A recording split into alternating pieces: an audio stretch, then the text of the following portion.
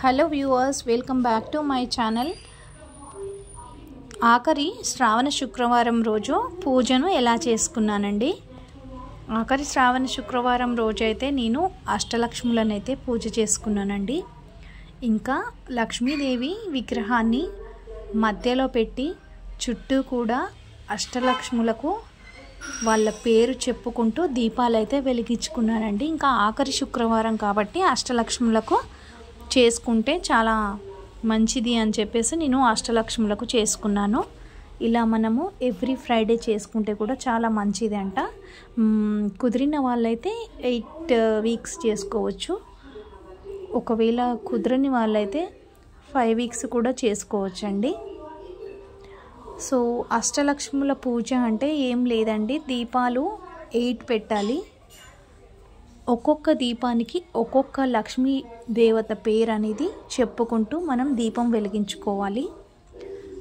ఇప్పుడు మనకు అష్టలక్ష్ములు ఉన్నారు కదా, వాళ్ళ పేరు తలుచుకోవాలి. వరలక్ష్మి, మహాలక్ష్మి, విజయలక్ష్మి, ధైర్యలక్ష్మి, వీరలక్ష్మి అని ఇలా అష్టలక్ష్ముల పేర్లు చెప్పుకుంటూ అయితే మనం దీపం వెలిగించుకోవాలి.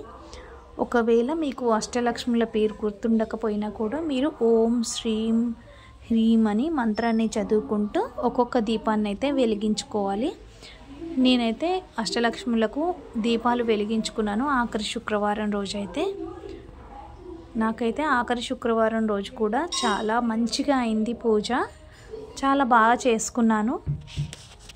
ఇంకా ఆ రోజు అష్టలక్ష్ములకు పూజ చేసుకున్న తర్వాతనైతే నేను గుడికి వెళ్ళాను.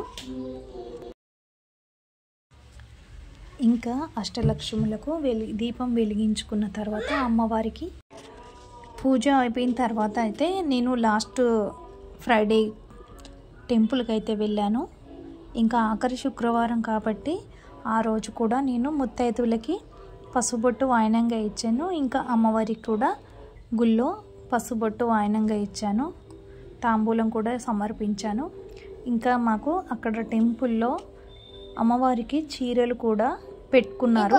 అమ్మవారికి చీరలు పెట్టుకున్న తర్వాత ఆ చీరలను అయితే శ్రావణ మాసం అయిపోయిన తర్వాత వారి చీరలు వారికి డిస్ట్రిబ్యూట్ చేశారు. ఇంకా నేను పూజ చేసుకున్నాను, ఇంట్లో ధూపం కూడా వేసుకున్నాను. ఇంట్లో ఆఖరి శుక్రవారం కదా, ధూపం కూడా చక్కగా వేసుకోవాలి. ఇంకా ఈసారి శ్రావణ మాసము 5 శుక్రవారాలు వచ్చింది కదండి. నాకు 5 శుక్రవారాలు పూజ అయితే చేసుకున్నాను.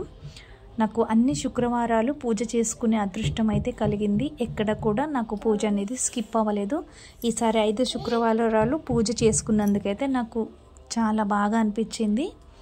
ఇంకా నేను ఆ ధూపాన్ని అయితే ఈ దేవతలకైతే సమర్పించాను. నైవేద్యంగా అయితే నేను పండ్లు పెట్టుకున్నానండి. నైవేద్యంగా ఈ వారం అయితే ఏం చేయలేదు. ఇంకా గుడికి వెళ్ళి వచ్చేసరికి టైం అయిపోయింది. అందుకని నేను పండ్లు పెట్టుకున్నాను, పాలు పెట్టుకున్నాను, బనానా ఇంకా యాపిల్స్ పెట్టుకున్నాను, పాలు పెట్టుకున్నాను. ఈరోజు లాస్ట్ శుక్రవారం అని చెప్పి నేను పూల మార్కెట్కి వెళ్ళి అయితే తామర పూలు తెచ్చుకున్నాను, మారేడు దళాలు కూడా సమర్పించాను. ఇంకా లాస్ట్ శుక్రవారంగా నాకు ఈ అమ్మవారు కూడా వచ్చారు.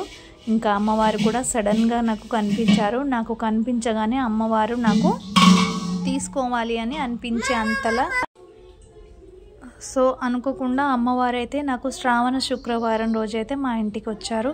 ఇంకా అమ్మవారిని ఇంటికి తెచ్చుకొని చక్కగా అలంకరించుకున్నాను. అమ్మవారు అయితే చాలా అందంగా ఈ రోజైతే అలంకరణలో కనిపిస్తున్నారు. ఇంకా వినాయకునికి కూడా నేను ముందుగానే పూజ కూడా చేసేసుకున్నాను. ఇంకా ఈ రోజైతే 5 రకాల పుష్పాలతో అయితే నేను పూజ అనేది చేసుకున్నాను. ఈరోజు లాస్ట్ శుక్రవారం కాబట్టి మారేడు దళాలు కూడా నాకు దొరికాయి. ఇంకా మొదటి శుక్రవారం, 2వ శుక్రవారం, 3వ శుక్రవారం అసలు నాకు గుడికి వెళ్ళడానికే వీలు కాలేదు. ఈ రోజైనా వెళ్ళాలి అని గాయత్రి మాత టెంపుల్కి అయితే వెళ్ళాను. అక్కడ చక్కగా పారాయణం అయితే చేస్తున్నారు. ఇంకా నాకు అమ్మవారిని కూడా నేను నా వెంట తీసుకొచ్చుకున్నానండి. నాకు చూడగానే నచ్చింది అమ్మవారును, చాలా బాగా అలంకరించుకున్నాను. ఇంకా తామర పువ్వులు అయితే ఎట్టి పరిస్థితుల్లోనైనా ఈ వారం ఖచ్చితంగా పెట్టాలి అని అనుకున్నాను. తామర పూల కోసం బయటికి వెళ్ళినప్పుడైతే నాకు తామర పూలు కూడా దొరికాయి. ఇంకా ఈరోజు మారేడు దళాలు కూడా పెట్టుకున్నాను. 5 రకాల పుష్పాలు కూడా నాకు ఈరోజు దొరికాయి. 5 రకాల పుష్పాలతో కూడా నేను పూజ చేసుకున్నాను. అమ్మవారికి పటంకి తామర పువ్వు పెట్టాను. ఇక్కడ ఉన్న ఈ అమ్మవారి విగ్రహాన్ని కూడా పెట్టాను. శ్రావణ మాసంలో ఒక్కసారైనా కూడా కలువ పువ్వులతో అమ్మవారికి పూజ చేసుకుంటే కనుక చాలా చాలా ఇష్టం అమ్మవారికి కలువ పువ్వులు. మనకు కలువ పువ్వులు దొరికినప్పుడు మాత్రం ఖచ్చితంగా తీసుకొచ్చుకొని అమ్మవారికి కలువ పువ్వులు సమర్పించండి. ఇంకా కదంబం పువ్వులు కూడా చాలా ఇష్టం అమ్మవారికి. ఇంకా మారేడు దళాలతో కూడా పూజ చేస్తే అమ్మవారికి ఇష్టము. ఇంకా మీరు కుదిరితే కనుక మీ దగ్గర మరువం ఉంటే కూడా అమ్మవారికి సమర్పించుకోండి. మీకు వీలైనంత వరకు కూడా ఒక్క కలువ పువ్వునైనా అమ్మవారికి పెట్టేటట్టు చూసుకోండి. ఇంకా అమ్మవారికైతే అష్టలక్ష్ములకి దీపాన్ని అయితే వెలిగించానండి.